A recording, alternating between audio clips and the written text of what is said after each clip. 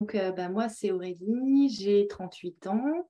Voilà, j'étais dans une situation où, en fait, j'étais devenue dépendante affective et je ne me suis pas du tout reconnue, en fait, parce que c'était dans une nouvelle relation. Et par rapport à avant, où j'étais justement très indépendante, là, mon rôle avait totalement changé. Je me reconnaissais plus, je m'étais un peu perdue dans la relation. Je voyais que dans mon couple, c'était de plus en plus difficile en termes de communication. Pas mal de situations de crise en fait qui se répétaient. Je me suis dit, il faut faire quelque chose. Donc, ma volonté, c'était de bosser sur moi pour qu'il y ait un impact en fait positif dans le couple. Et je commençais vraiment à perdre confiance en moi dans cette relation. Comme je disais, j'avais mis mes besoins de côté pour peut-être plus satisfaire les besoins de l'autre. Par peur de le perdre, en fait, je me suis confondue dans ses besoins. Et la fréquence des disputes, entre guillemets, ou des discussions qui n'en finissent pas et qui s'entremêlent. On avait l'impression qu'on n'était pas dans la même conversation toutes les deux ou de voir la chose de manière totalement différente. Ah, c'était très fréquent. Ça devenait peut-être parfois tous les jours. Enfin, voilà, en fait, le rythme s'est accéléré et à un moment donné, c'est plus possible, quoi. Donc, il a fallu faire quelque chose pour changer ça. Parce que moi, il y a une chose dont enfin, qui me semblait quand même sûre à ce moment-là, c'est que c'était l'homme qui pouvait me correspondre, en fait, et comme une âme sœur, finalement.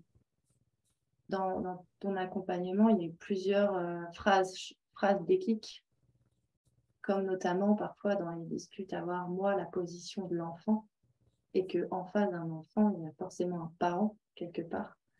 Donc, il y a des déclics comme ça qui ont eu lieu. Et du coup, en ayant conscience de ça, c'est changer sa manière de faire et adopter une autre posture. Ce qui m'a fait du bien, c'est le fait de pouvoir évacuer et de pouvoir verbaliser des choses avec toi. Tu vois, qu'on aille vraiment en profondeur sur OK, il y a ça, mais derrière ça, il y a quoi, en fait. Toujours aller plus loin. Des phrases qui peuvent paraître anodines, mais qui d'un seul coup, quand on te les dit, tu bloques, tu t'arrêtes et puis tu te dis ah ouais, bah, je comprends mieux en fait, ok, ok. Et ça m'a aussi vraiment du coup, et donc ça pour le coup, je crois que c'est vraiment le processus amour de soi, où en fait ça te fait, en fonction de la situation qui est problématique, te reposer les questions, en gros, qu'est-ce qui te joue chez moi et c'est quoi mes besoins à ce moment-là et comment tu peux combler ces besoins mais seul ou alors avec l'autre, mais en discutant d'une certaine manière, etc. Et du coup, ça m'a vraiment... ça, c'était vachement bien aussi pour moi, parce que justement, comme je me confondais dans les besoins de l'autre, eh bien, de se reposer, enfin, de se poser et de se dire, OK, là, c'est quoi mon besoin à ce moment-là? OK, j'ai besoin de, je sais pas moi, de partage, par exemple. OK, comment je peux le trouver, ce partage, autre que peut-être à ce moment-là dans le couple ou que à ce moment-là tout court. Et du coup, ça m'a amené aussi à moi me bouger en fait et mettre en action sur d'autres plans. Et donc, j'étais contente de moi en fait. En fait, je dirais que la Aurélie qui est venue me voir, elle était un peu recroquevillée toute petite. Et la Aurélie maintenant, elle assume en fait ses choix et ses besoins et elle va au bout de ses convictions. Et j'ai plus peur en fait de perdre, de perdre l'autre. Aujourd'hui, ça n'a plus rien à voir. Alors ça, c'est clair et net. En fait, il y a des choses qui étaient non dites dans le couple et qui, de toute façon, même si c'est non dit, mais énergétiquement, ça se sent. Et il y a des choses qui se jouent. Et je pense qu'il y a aussi beaucoup de disputes qui inconsciemment devaient se jouer autour de ça.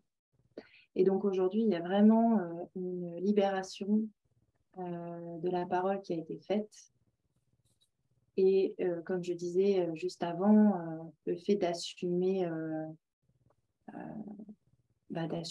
qui je suis, mes besoins, ma façon de voir les choses, et puis accepter que c'est pas forcément la même que l'autre et que c'est pas parce que c'est différent de l'autre que tu vas perdre l'autre en fait. C'est-à-dire que avant, quand je suis venue te voir, il y avait beaucoup de conflits. enfin, beaucoup de discussions, de disputes, on va dire, qui tournaient en autre boudin, mais sur des trucs tout cons en plus, vraiment des broutilles, des discussions qui pouvaient durer des heures et des heures, etc. Et maintenant, alors, il y en a encore, mais complètement, mais carrément moins. Et quand il y en a, déjà, ça dure beaucoup moins longtemps. Et on a tous les deux pris conscience, en fait, de, de l'impact qu'on pouvait avoir dans la relation. C'est-à-dire que euh, mon conjoint aussi, lui, s'est rendu compte de choses. Et c'est aussi pour ça, je pense, c'est aussi ça qui joue dans la balance aujourd'hui. C'est qu'on gère les choses complètement différemment et on essaye vraiment de rester dans l'amour et la bienveillance. Alors qu'avant, on pouvait être plutôt dans le j'ai raison ou la colère, etc., quoi, ou la peur d'ailleurs aussi.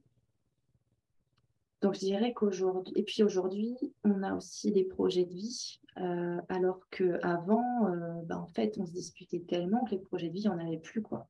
On n'arrivait pas trop à se projeter parce que quand on se dispute tout le temps, c'est un peu au jour le jour et puis on ne sait pas trop comment ça va évoluer.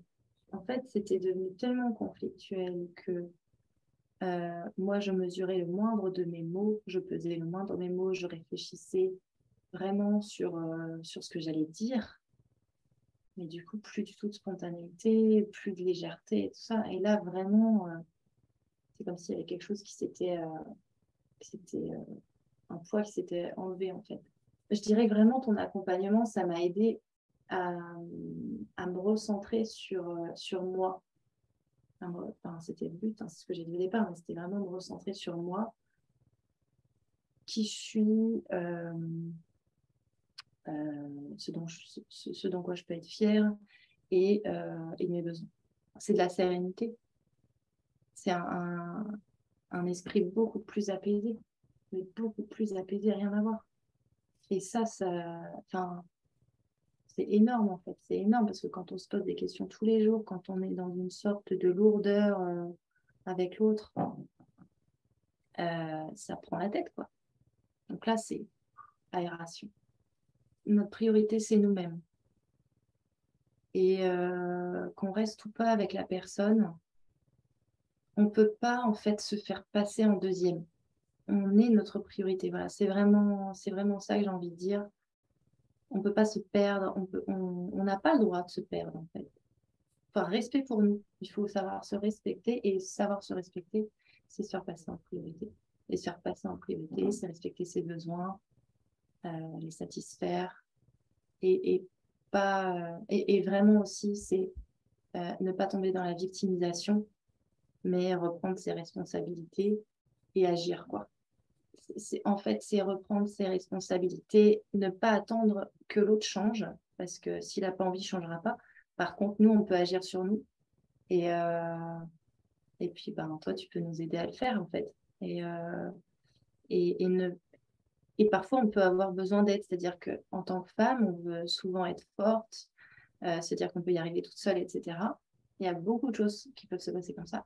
Mais pas toujours. Et à un moment donné, c'est ce petit coup de pouce qui fait que justement, ok, quoi, on est accompagné, on a cette prise de recul, ce miroir que tu peux nous faire, et il peut changer, qui peut changer la donne. Donc vraiment, de toute façon, quand déjà on en arrive à regarder ta conférence, qui sont sur des sujets quand même bien particuliers, très spécifiques, c'est qu'il n'y a pas de hasard, c'est qu'il y a quelque chose déjà, en fait. Donc je dirais, allez-y, quoi.